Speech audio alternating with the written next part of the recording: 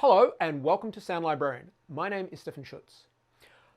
I'm going to try something a little bit different today. I'm going to have a look at an independent game that's been out for a couple of years now called Amnesia. I've been recommended this game by several people. In fact, some of my students, when I was doing some teaching, showed it to me and I thought that's quite interesting, and some of the people's reactions to the game. However, I've not played the game yet, and this is kind of the point. I'm going to play the game for the very first time, so I'm going to experience the game for the very first time. And what I'm going to do is I'm going to sit down and play this game as I would, but also I'm going to pay particular attention to the audio for the purposes of this analysis. This might be being a little bit unfair in that I am specifically going to focus on the audio where perhaps normally I would just enjoy the experience and then later on could reflect on the audio. But I'd like to do it in this case because I'm interested to see where it takes me. As I said, I've heard a lot of things about Amnesia and I am keen to have a look at it and listen to it. But I thought it'd be an interesting way of actually doing things just a little bit differently. So let's have a look at Amnesia for the very first time.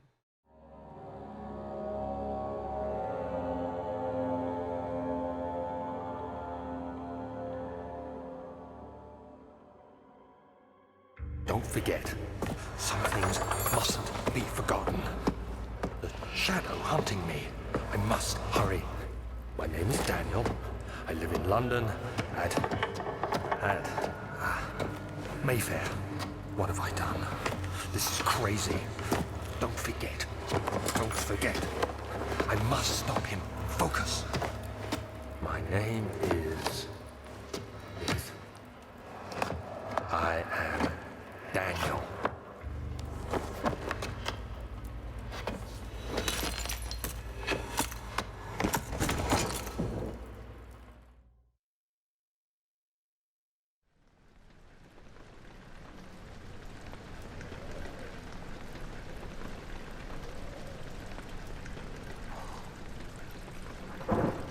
So firstly, I just want to clarify what exactly I'm going to be doing here. I played Amnesia for the first time ever 2 days ago, and obviously did this capture at that time. Now when I played, I wanted to focus entirely on the experience, and of course specifically the audio. And so this narrative that I'm doing now is looking back on the footage that I've captured, and essentially what I'm using is the what's going on in the footage is just triggering my memory to the thoughts that I was having while I was playing the game. So this is a bit of an unusual approach to doing an analysis, but I thought it would be quite interesting to really focus on the first time playthrough of a game, because for many players that's the only playthrough for a game, and your first experiences really do quite often determine your overall thoughts and reactions. So I thought this might be an interesting way of observing this. So obviously with Amnesia, as an independent production, the production qualities are not quite to the same level as a AAA game. You know, the graphics are a fair bit simpler as the sound production levels. But having said that, there have been quite a few independent games that I've played recently that have been really quite outstanding in their atmosphere and their narrative. And so I frankly care not so much about the quality of the graphics and the production qualities if the experience itself is something that is valuable, immersive, and something that can, I guess, trigger an emotional response. So my first impressions are that the sound is quite crisp and clean, but in some cases I get the feeling that perhaps some of the limitations of the technology really sort of don't do this game any favours, in that the positional locations of things like the dripping water we can hear, to me, just seem to be a bit too prominent. A lot of the sounds that exist in this game exist in some ways almost like a collection of individual sounds rather than a blending together to create an environment. This is not always the case, but as I said, this is my initial reaction. And things like the sound of the wind that we just heard. There is wind that occurs quite regularly through segments of this game, and I find quite often that the wind sounds that they've chosen, or perhaps it was just the wind sounds that they had access to, weren't the best choices for what's going on. In some ways, I could argue that, to create a game like this, you really perhaps need to have a look at the environment which they've created, the large old building, and how wind would travel through that, and what sort of wind you would get. Because what I found myself thinking sometimes was that the wind just didn't sound right for the location in which it was in, and as such, it became a bit of a distraction.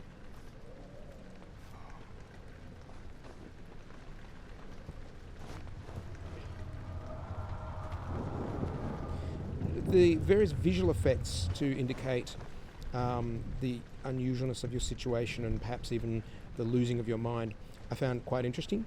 They were unsettling, which was good. It really helped sort of immerse you in the situation. And the sounds that accompanied those worked fairly well.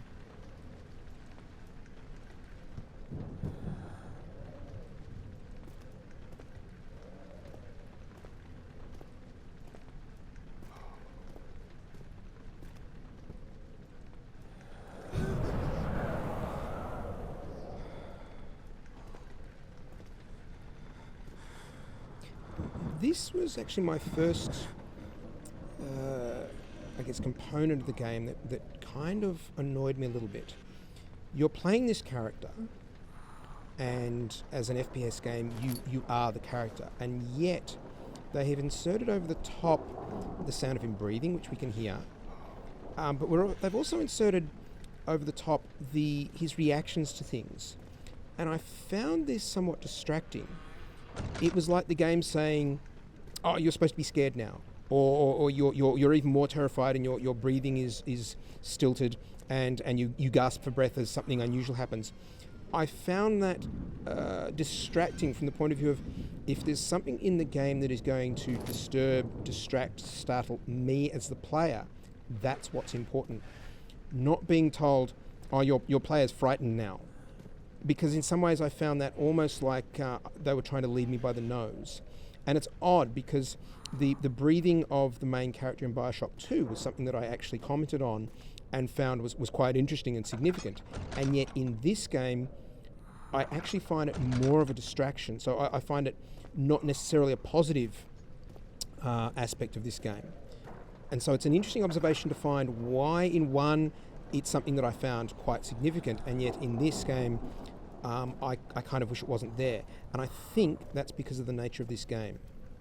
As a game that's supposed to be an immersive, scary experience, it's difficult to necessarily define why I might be scared, and trying to lead me into, "Oh, you are scared now for this reason," breaks the immersion quite a lot.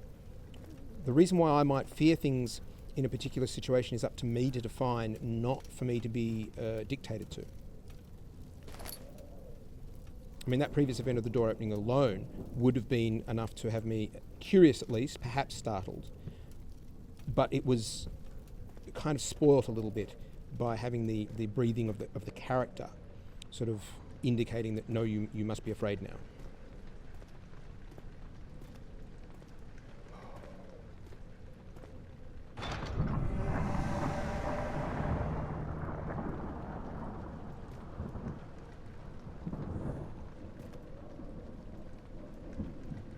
In many places it's not quite obvious what it is you need to do. I have no problem with this at all, because it kind of leads to the disorientation of the character, the isolation, and just the general feeling of what is it that I am actually supposed to be doing. So I didn't actually have a problem with that.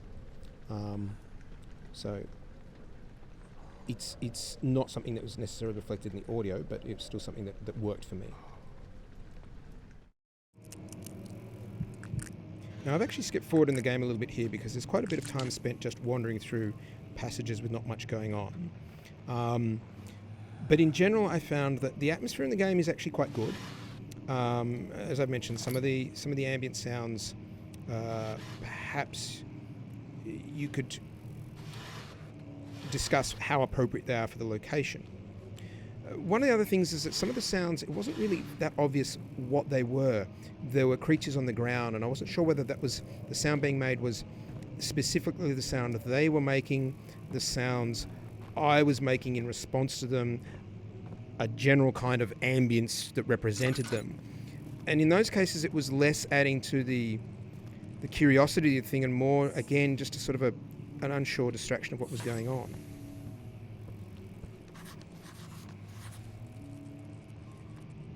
There's a few useful little sounds like that one just then that indicates you have a new note.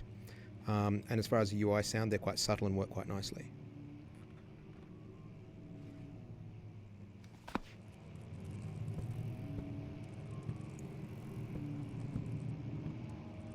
This game is all about dealing with darkness. Your main resources are a torch and the ability to light candles. And you are instructed very clearly that spending time in the darkness will drive you crazy. And so that in itself is quite a nice mechanic that you actually have to deal with avoiding dark areas. And here I'm just trying to work out a bit of a puzzle. I can see that there is light on the other side and my eyes were drawn to it, and that was very, very well done. And now obviously I'm looking for a way to solve the puzzle of being stuck on the wrong side of that wall.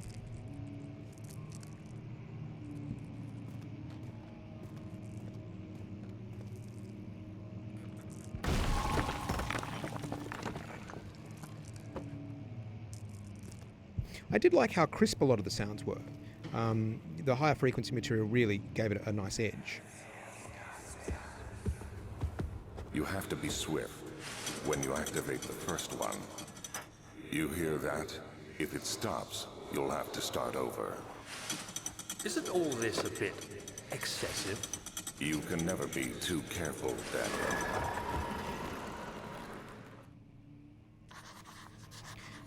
Now, those little segments were actually quite well done in one regard, in that they were giving you hints towards the puzzles in the area, and that worked well. The writing certainly wasn't the best that I've ever heard. Well, the writing and the voice acting. They weren't enough to let down the experience, but I would say they weren't of the category that I would say really, really highlight the experience either. So it's fairly sort of, I guess, average would be the best way to explain that. What I will say about a lot of the ambiences, and what you can hear in this room is a good example, and I'll just let us listen to it for a second.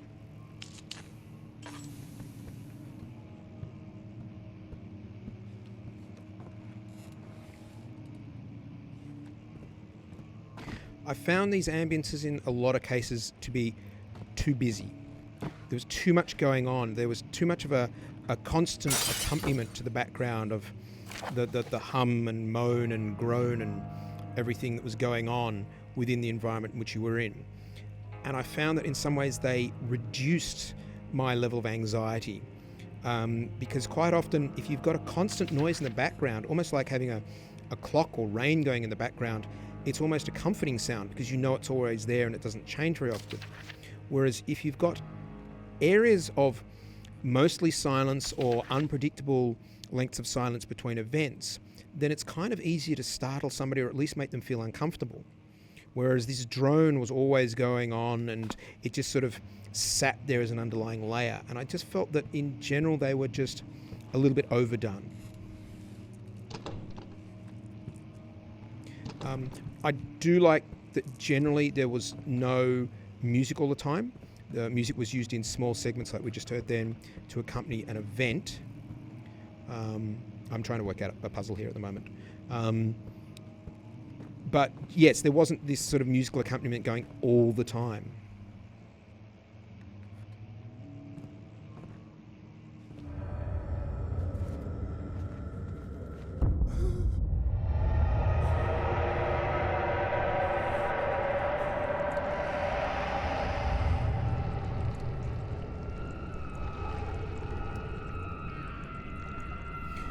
Okay, so here's where things get interesting. We have an entirely new environment and water flooding everywhere. And there's obviously a higher level of intensity, which you can tell just by the background sounds, and there is now some music playing.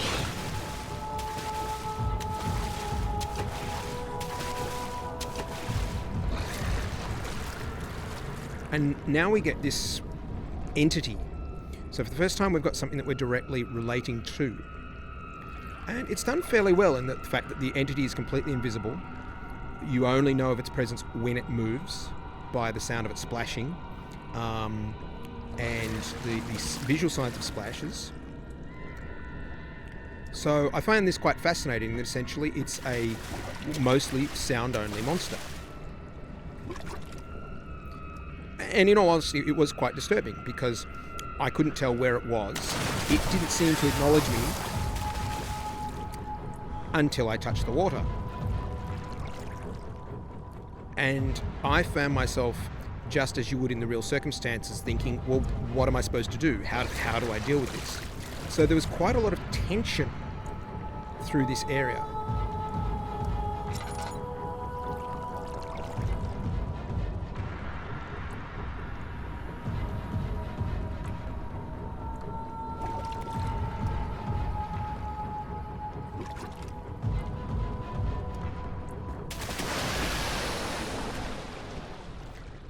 And of course, I ended up dying. And the obvious one of keep out of the water. One of the things I will say, though, that from a mechanics point of view, keeping out of the water is easier said than done. It's one of the things I actually really dislike a lot in first-person perspective games.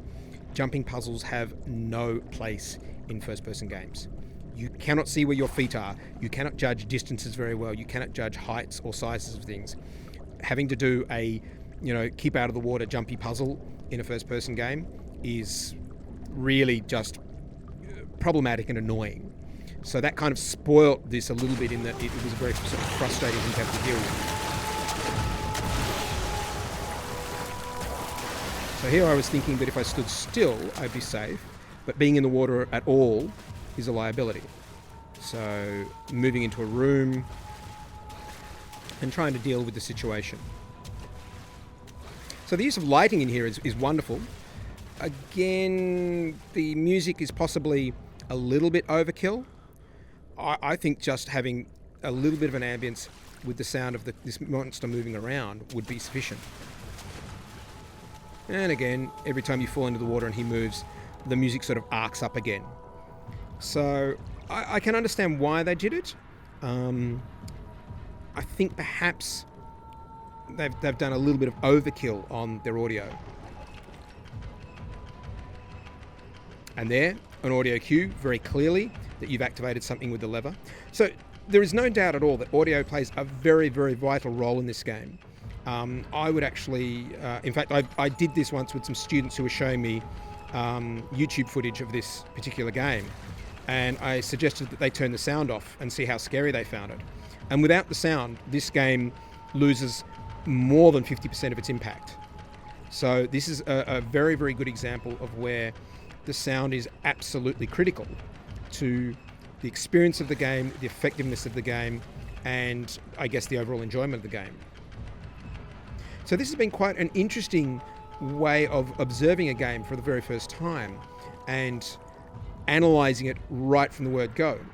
I didn't actually proceed much further into the game than this, but I think I saw enough to understand that they've really done some quite effective atmospheric things here. There are certainly things that I might have done differently. There are certainly things that they possibly could have done better, but you could say that about almost any game. But for what it is, I think this has been really quite an interesting experience in enjoying an independently produced, jumping puzzles, don't like them. It's been quite an enjoyable experience of an independently produced game.